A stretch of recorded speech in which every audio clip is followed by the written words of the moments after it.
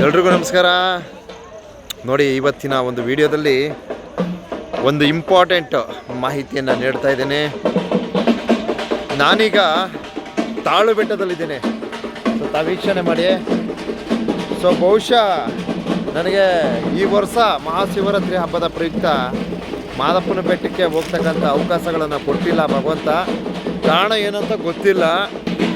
ಮಾತ್ರ ಏನೋ ಈ ತಾಳು ಬೆಟ್ಟದಲ್ಲೇ ನಾನು ಈ ವರ್ಷದ ಒಂದು ಕೆಲಸ ಕಾರ್ಯಗಳನ್ನು ನಿರ್ವಹಿಸ್ತಾ ಇದ್ದೀನಿ ಅಂತ ಹೇಳ್ತಾ ಇದ್ದೀನಿ.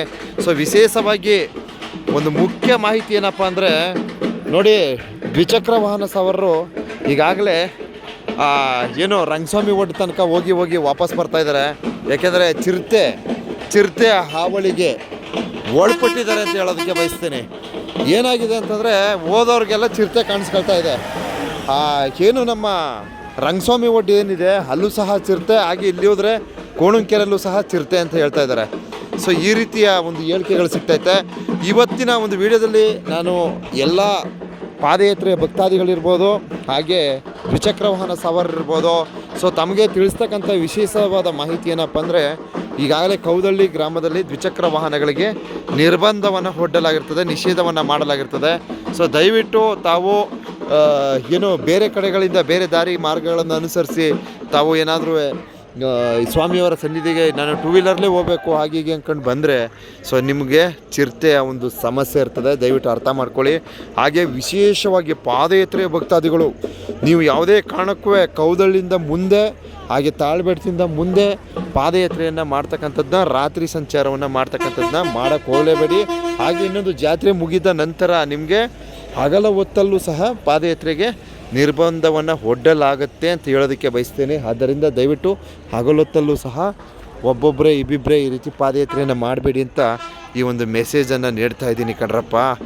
ಈ ಒಂದು ಮೆಸೇಜನ್ನು ನೀಡ್ತಾ ಇದ್ದೀನಿ. ತಾಳು ಬೆಟ್ಟದ ಒಡೆಯನ ದರ್ಶನವನ್ನು ಅರ್ಪಣೆ ಮಾಡ್ತಾಯಿದ್ದೀನಿ.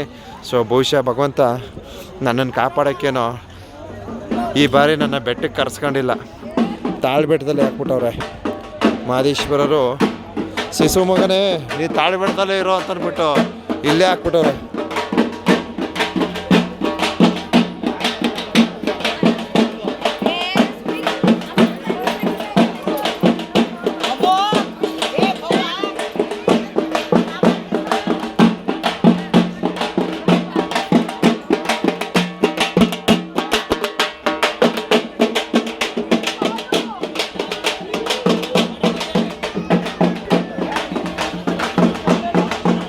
ಯಾರೋ ಒಂದು ಡ್ಯಾನ್ಸ್ ಆಗ್ತಿದ್ರು, ಬಂದೆ ಅಷ್ಟು ಬೇಗ ಸ್ಟಾಪ್ ಮಾಡಿಬಿಟ್ರಲ್ಲಪ್ಪ.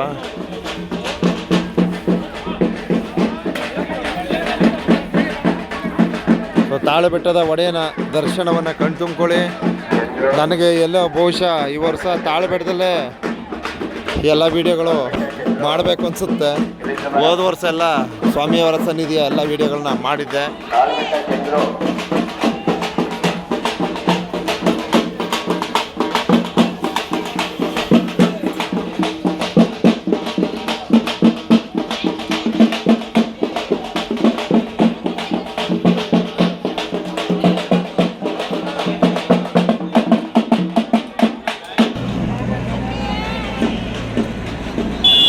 ತಾಳು ಬೆಟ್ಟದ ಸ್ವಾಮಿಯವರ ಸನ್ನಿಧಾನದ ವಿಡಿಯೋನ ಅರ್ಪಣೆ ಮಾಡಿರ್ತೀನಿ.